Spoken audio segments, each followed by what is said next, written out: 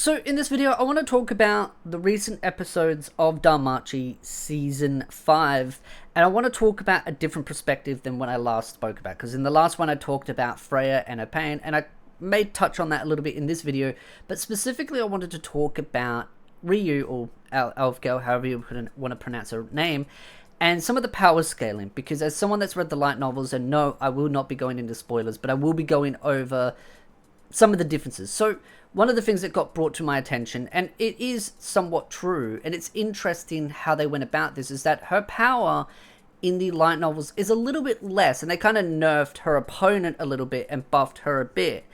And that could be done for a multitude of reasons. It could be done to add more spectacle to the anime, to try and really entice the anime-only fans, to have that kind of enjoyment of like raw power, crazy stuff going on. You know, mindless action, as I like to always whine about. But I don't think that's inherently a bad thing. But I think maybe that's some of it.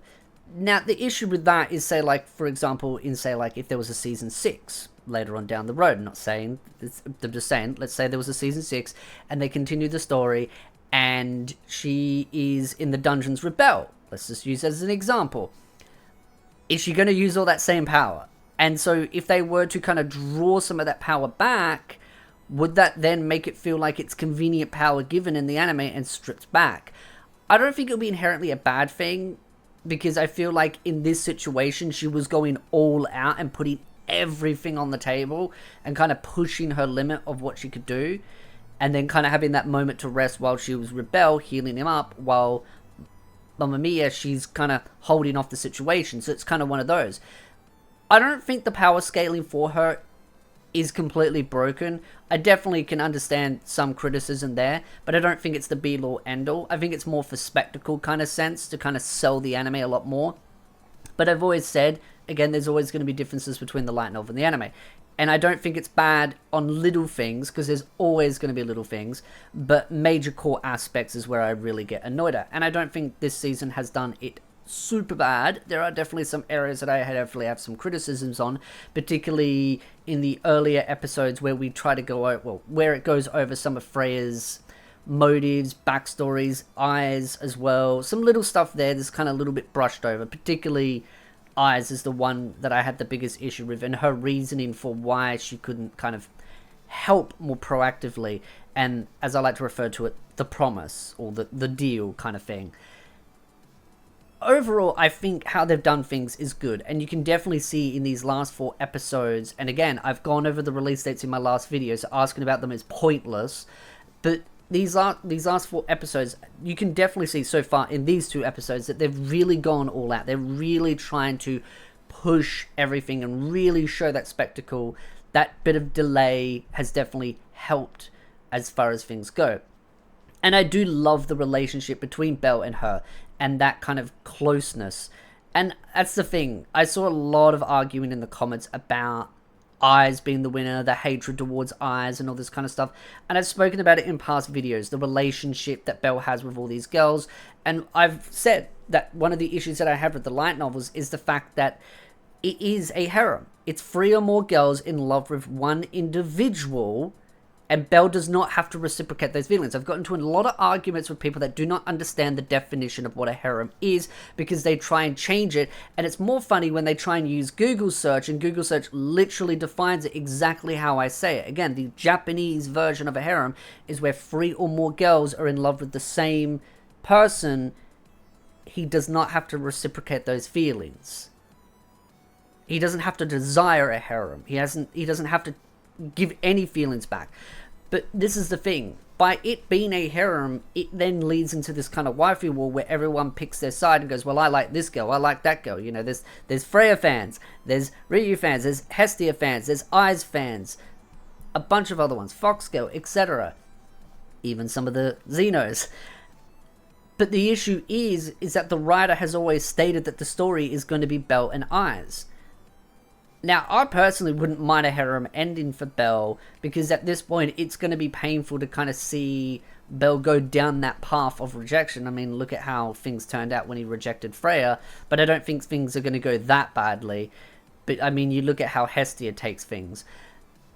that's the thing I kind of want to see as the story goes on, is kind of more closure on what is Belle's decision going to be when it comes to these girls' feelings, and seeing this relationship between these characters and her, the new kind of confession that Belle's now have to accept. How is he going to deal with this? Where's it going to go? And again, I'm just deliberately leaving things kind of open from a light novel's perspective, plain ignorant, because I don't want to spoil it. But I think so far the anime and the power scaling and everything is done pretty well. I think, yeah, there's room for improvement. Yeah, maybe they could have not gone so over the top. But I think overall, I think they really wanted to do a bit of a spectacle to kind of give something back for that bit of a delay. And I think it's fine on that end, as long as they don't push it too far. There are limits to it.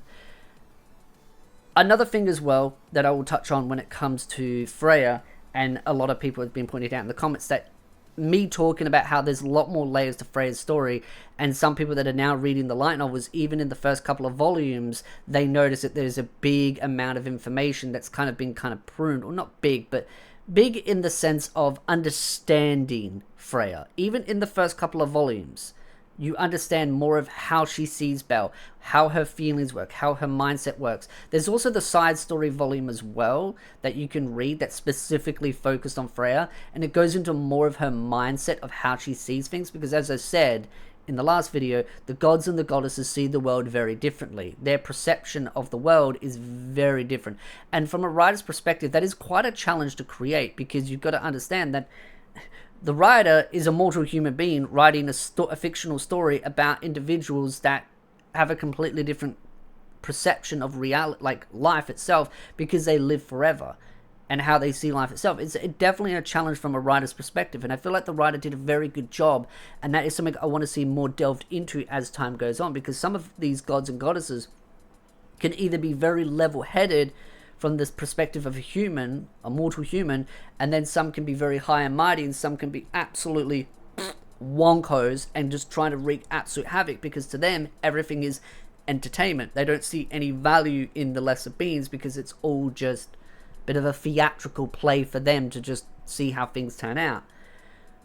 And then you've also got others that are kind of like more neutral, less chaotic, but like you've got like Hermes, those kinds of characters. So I feel like when writing these kinds of stories, it is very challenging, and I feel like Freya would have been a very challenging character to write, and I think that's why maybe sometimes people don't quite understand her character, because it can be hard to put yourself in her shoes. And that's what a lot of us as individuals try to do when we read these fictional characters. We try to imagine ourselves in their position and imagine how we would think about it. But again, it's hard when you can't even fathom the idea of immortality, living for hundreds if not thousands of years. And there's other stories that have done that kind of thing. I've mentioned in the last video, Freya or Freya, however you want to say it.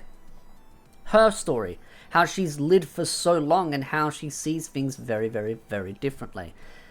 Time itself is a very interesting thing when it comes to human lives. The longer we live, it kind of changes how we see things, and the more life experiences we have, it kind of molds us into these kind of things. Like, we're like clay, and as time goes on, certain things set and some things are still soft, and it continues.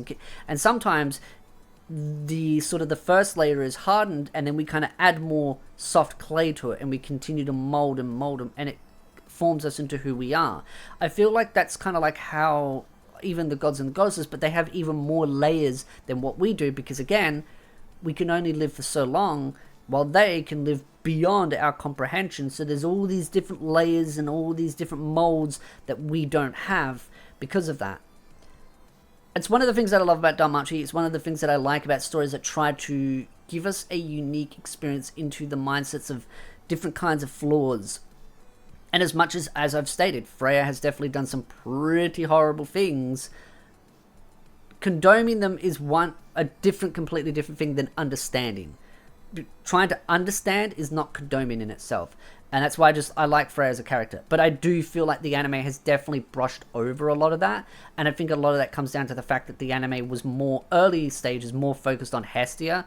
Because, yeah, Hestia was generally used as the marketing tool, which was also why Eyes definitely got a lot more backstage.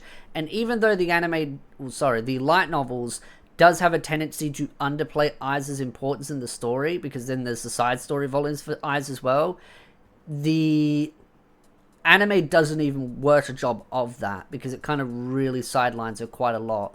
So it's one of those where I understand why anime only fans don't like eyes as much, but you've also got to understand is what you want and what the author intends to do are completely two different things, and what I'm telling you is going to happen is not my opinion. This is just the fact that the author's intent is to have eyes be the winner.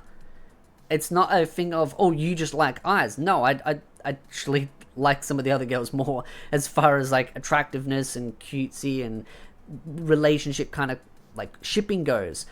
But I also understand the difference between shipping and headcanon and reality. And I think that's where people sometimes get angry at me about, because they think, oh, well, you're just pushing your headcanon. It's like, no, that's not headcanon.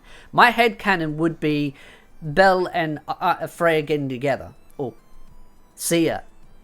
And that's the thing. It's like, that would be headcanon. So, again, don't want to go too off track. I'd love to know your thoughts in the comment section down below. But what did you think of these two episodes? I think doing them back to back, it was a super good idea. I kind of wish more animes actually did this, where they did back to back. I know I don't like waiting weekly as much as I used to, mainly because there are so many good cliffhangers, like Solo Leveling. I hate weekly waiting, but again, off track. So again, love to know your thoughts. If you like this video, hit the like, subscribe, and I'll see you beautiful nerds in the next video.